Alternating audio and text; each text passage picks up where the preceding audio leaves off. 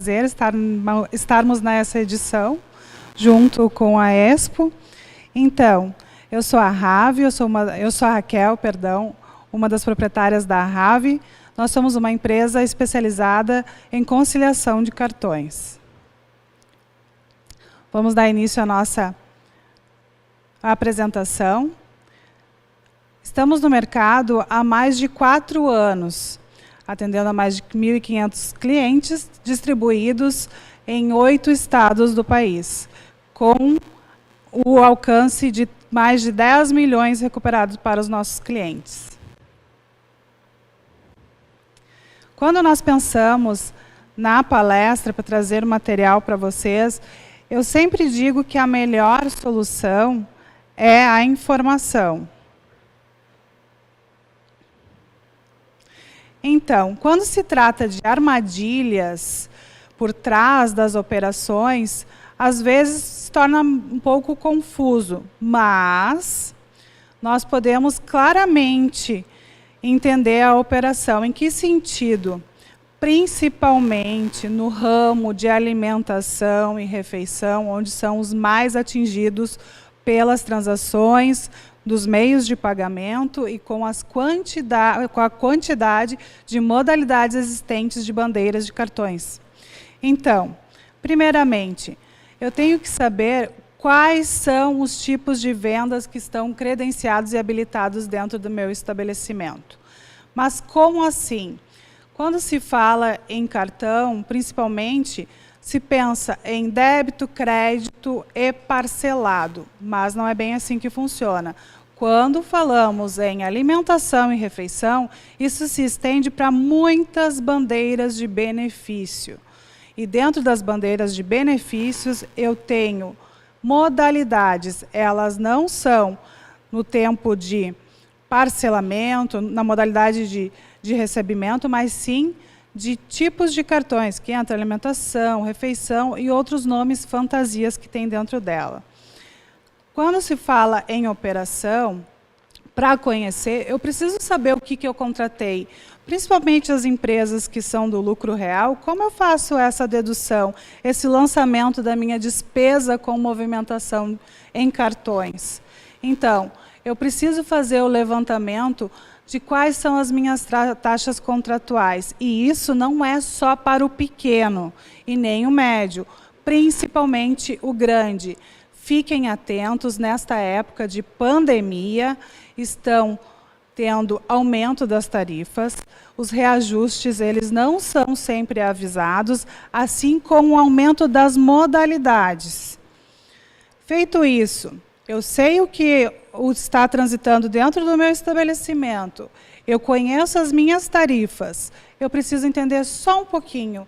Você não precisa ser um conciliador ou então um expert dentro dos meios de pagamento, mas o mínimo eu preciso entender.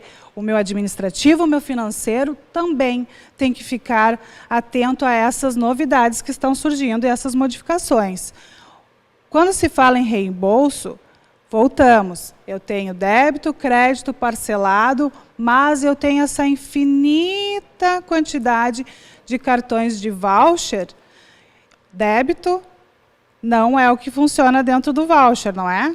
Às vezes pensa, eu não vendo no crédito, mas eu aceito, principalmente quem é refeição, mas eu vendo no voucher. Quando eu vendo no voucher, no cartão de benefício, o meu reembolso em lote ele varia dos 21 dias até os 60, dependendo do meu contrato.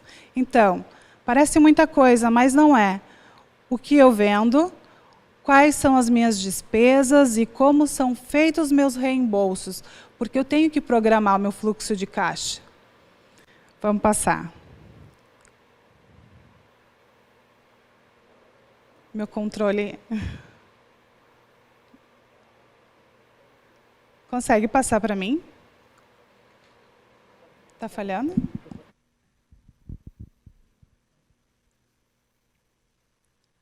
Estão me ouvindo bem? Obrigada. Pode colocar, deixar ele inteiro ali, porque quando eu falo muitas vezes em modalidades, esse tipo de bandeira, eu quero que vocês entendam assim, não é tão complicado. Porque eu tenho que entender que eu tenho intermediários nessa negociação. Eu tenho que entender que o meu cartão de benefício vai ter uma tarifação maior, porque eu preciso do intermediário. Seja ele o seu PINPED, o seu PDV, o seu TEF, até mesmo o seu POS. Ele que vai fazer, esse equipamento vai fazer a captura da sua venda. E, geralmente, as tarifas e taxas negociadas são as usuais, débito e master. Todas aquelas outras, a gente consegue ver ali, que tem alguns exemplos de cartões de benefícios, são as parceiras que a gente chama. O que acontece? Não tenho um equipamento, preciso do intermediário. Se eu preciso de um intermediário, eu preciso de uma tarifa maior para mim ter essa distribuição e manter a operação.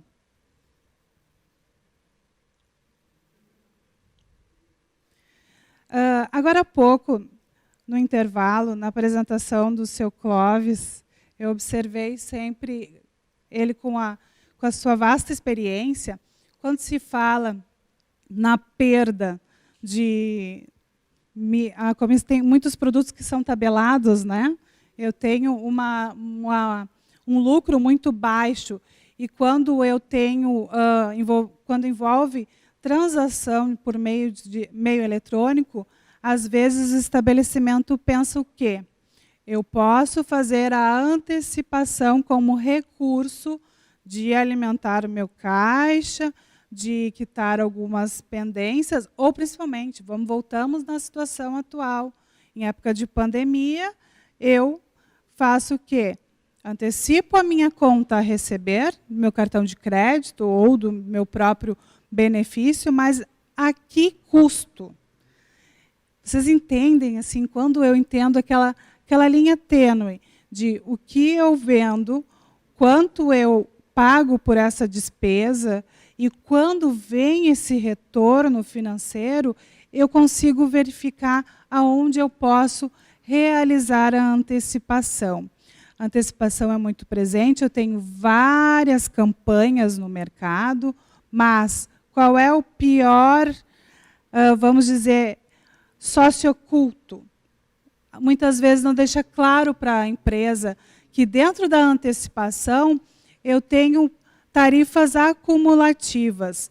Eu tenho que pensar que não importa a minha modalidade que eu estou antecipando, eu sempre vou ter o somatório, que é a minha taxa MDR, a minha taxa administrativa, comissão média, mais a taxa de antecipação.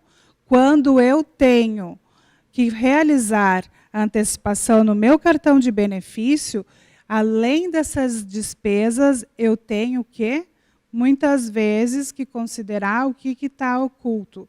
Hoje tem um cliente, que ele é o nosso cliente da consultoria. Tá? Nós cuidamos diretamente da empresa dele, de tudo que envolve as transações com cartões. E ele sentiu uma diferença numa bandeira de benefício. Quando ele sente alguma diferença, ele nos consulta, porque como nós fazemos esse controle mais de perto, o que aconteceu?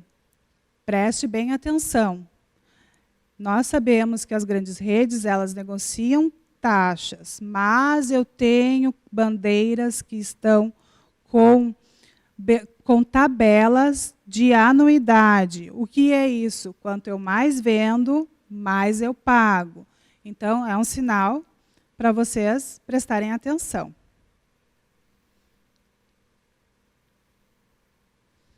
Voltando nas campanhas, a gente sempre diz que tem que cuidar lá o que está pequenininho nessas campanhas, o que eu estou ofertando para buscar esse cliente.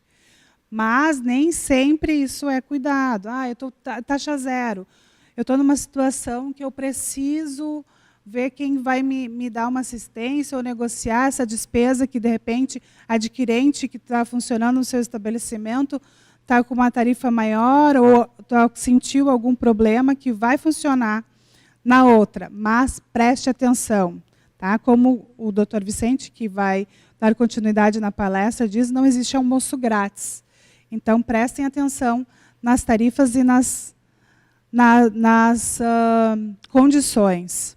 O que eu devo levar em consideração qual é o meu custo-benefício, eu optar por realizar a antecipação, ela é favorável? Se eu vou fazer uma negociação de antecipação, o acional D+2, que a gente costuma dizer, né, no meio, eu tenho que prestar atenção o que eu antecipei, se isso não vai virar um bolo só, se vai ser cumprida todas as condições que foram contratadas, para mim não alimentar um sócio oculto. Eu vou passar, então, a palavra para o Dr. Vicente, que ele vai trazer algumas situações, principalmente legais, que as empresas podem se ater e ter como um recurso para considerar essas infrações. Oi, pessoal. Meu nome é Vicente, eu sou diretor jurídico da RAV. Então, a gente vai levantar algumas questões pontuais aqui, porque muitas vezes a gente escuta ou ouve falar que daqui a pouco estão inventando recuperação, coisa assim. Não. É tudo legal que a gente faz, tá? Todas as recuperações e a forma de controlar e fiscalizar é tudo legal, tá tudo no Código Civil. Tá? Então a gente trouxe algumas questões aqui, tá? Para ajudar nessa questão, até para entenderem, tá? Existem órgãos fiscalizadores, era para existir, mas os órgãos fiscalizadores não conseguem fiscalizar. Seria o Banco Central, cadê? Porque a própria legislação não define ainda. Há uma discussão, STJ, o Judiciário, sobre se essas empresas são ou não são instituições financeiras. Elas são definidas por lei, mas elas alegam que utilizar o mercado, o estabelecimento, não é o consumidor final. Então, elas não poderiam se enquadrar no Código de Defesa do Consumidor. Por um lado, a gente perde toda a legislação do Código de Defesa do Consumidor, mas, por outro, está tudo no Código Civil. Então, a gente só tem que fazer eles aplicarem a lei. E contra o que acontece nesse país, né? Nesse país existe muito lobby, e nesse lobby eles conseguem algumas decisões judiciais. Não é o caso nosso judiciário ainda no Rio Grande do Sul, mas lá para cima tem até certos absurdos. Então, nós temos que evitar isso. É que nem o que eles tentam alegar no judiciário aqui no Sul, o aceite tácito, né? Que seria, se você usou o dinheiro, você aceitou a antecipação, que a Raquel estava falando ali. Tá? Aceite tácito não existe, como nós vamos ver daqui a pouco. Tá? Então, o que a gente pede assim, para fiscalizar? Quem tem que fiscalizar somos nós mesmos. Né? É os pequenos se unir. Antes se achava que era só os pequenos. Hoje eu vejo, nas análises, que as grandes redes são mais prejudicadas, às vezes, que os pequenos. E como é aquele negócio, eles são grandes e acham que não iria acontecer com eles, é onde mais acontece. Então, acontece com todos, com o pequeno, com o médio, com o grande, eles chegam a embutir. Chegam a ser, se a rede tem muitos estabelecimentos, pode estar um estabelecimento não recebendo uma bandeira. E é um prejuízo bem grande. Mas então, vamos lá. Para fazer essa educação, a primeira coisa que a gente tem que fazer é ter acesso aos portais. E ainda outra dica, entre nos portais uma vez por semana. Isso ajuda a diminuir os problemas com os cartões. Entra, acessa o portal, dá uma olhada, futrica lá. Tá? Outra coisa, veja os contratos. É como um absurdo desses. Que os estabelecimentos só têm 90 dias, isso é um caso, tá? Isso aqui existe num contrato, vá lá, revise os seus contratos. Existe um voucher, existe uma máquina que tem um contrato desses. A máquina é pior, é 30 dias. O voucher ainda botou que é 90. Que só tem 90 dias para reclamar. Não. Nossa legislação brasileira não permite isso. A pessoa tem 10 anos para reclamar. Então, mas se você for reclamar, eles vão dizer, negar, você vai ficar horas na ligação, eles vão dizer que você acordou o contrato. Não, você não acordou. É um contrato de adesão que está lá na internet, que quase ninguém lê. E os contratos de adesão, pelo Código Civil, não podem prever regras contra o Código Civil. Isso aqui é cláusula nula. Mas para você receber seu dinheiro, só entrando na justiça. Então, se você está vendo isso aqui, já é um motivo para ligar, eu cancelaria. Né? Mas, se vocês não se unirem, não começarem a forçar, eles não vão mudar. E essa empresa pinta de bonito, das redes sociais, que é a melhor empresa para trabalhar, que o diretor liga para todos os funcionários. É muito fácil ligar para todos os funcionários, pintar de bonito e está explorando os mercados. Isso aqui é um absurdo. É isso que eu digo, tem que fiscalizar. Tem que fazer trocar esses contratos. Era para o Ministério Público e tudo mais investigar um contrato desses e tomar uma medida, mas não ocorre. Tá? Então, tem que ler os seus contratos, tem que ver os seus portais. Ah, existe lei? Existe lei. É o Código Civil, é quem regula, tá? A Lei 10.406 de 2002, né? O artigo 422 do Código Civil diz que a primeira coisa que tem que ter nos contratos é a boa-fé, né? Então, já derrubaria aquela questão ali contratual.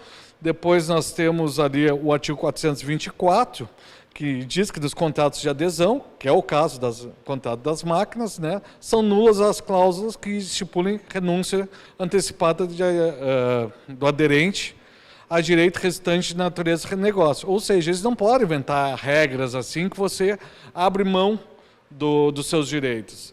A legislação brasileira, o Código Civil, vai ser sempre maior que qualquer regra deles lá. Né?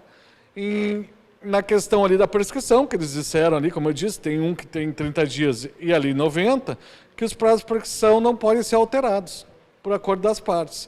Então, não existe a questão dos 90 dias e nem dos 30 dias. Mas, como eu disse, você vai ter uma imensa dor de cabeça, se você for cobrar.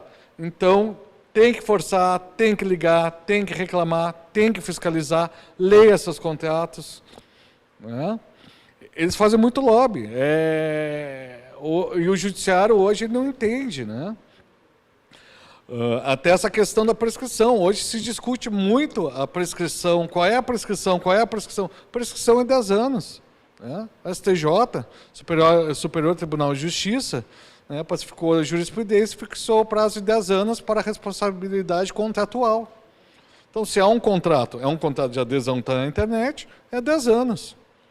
Mas, como eu disse, tem o lobby, né? Nesse país tudo é lobby, tem questões que depositam em contas de aposentados 3 mil, que se o aposentado usar, ele depois é obrigado a pagar 12 mil reais em juros e tudo mais, que começaram a trazer para essa questão das máquinas, que é a antecipação.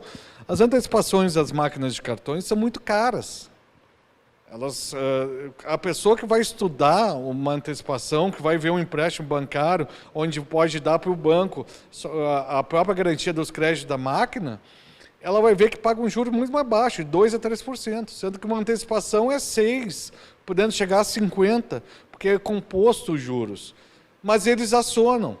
Eles vão lá e acionam automaticamente e vão lá na justiça e alegam. Aceite tácito. Isso é crime, isso é um absurdo. Eles não podem acionar. Se eu, lá, para pedir documentos 5 anos, para fazer uma auditoria, eles pedem procuração assinada pelo proprietário da empresa. Se tem 2 sócios, eles querem que os 2 sócios assinem. Tem empresa que pede procuração reconhecida, firma. E como é que eles não têm a gravação de uma antecipação?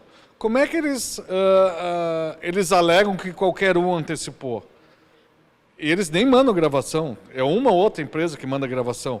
Mas se você pedir um extrato mensal, eles vão pedir identificação, contrato assinado a procuração assinada pelos sócios. Se tiver 2 sócios, tem que ser os 2 sócios. A outra empresa, essa empresa que adiciona antecipação para todo mundo indevidamente, ela não tem nem as gravações. Então, como é que eles fazem isso? Então, tem que se unir e tem que fiscalizar, e tem que cobrar. E essa questão que eles vêm dizer que não são responsáveis, são responsáveis sim. Já existe a súmula 479 da STJ, a gente não inventou nada, a legislação está aí. contra os bancos, as instituições financeiras respondem objetivamente pelos danos gerados por fortuito interno relativo a fraudes e delitos praticados por terceiros no âmbito de operações bancárias. Se alguém antecipou os seus valores, ou seja, aumentou suas taxas, eles respondem. Eles são instituição financeira. Outra questão que eles fazem é o POS inativo, que eles alegam que a máquina ficou inativa. Não, não ficou inativo. Se você olhar, souber olhar seus extratos, você vai ver que foi cobrada 2 máquinas de você. Está lá. Então, eu não posso me passar muito aqui. Então, conforme a lei do sigilo das operações bancárias, que é uma lei hoje muito discutida, a Lei Complementar 105, de 10 de janeiro de 2001, no seu inciso 6º, está claro que os administradores de cartões são instituições bancárias. Então, essa questão de são ou não são, já é ultrapassada. Tem que ter conhecimento da lei e tem que pedir para que seja aplicado. Então, espero que tenham gostado. Tem a nossa propaganda sobre o nosso e-book, que são várias dicas sobre essas questões dos cartões. Vocês podem adquirir ou entrar em contato conosco na RAV. Obrigado pela audiência, obrigado a todos.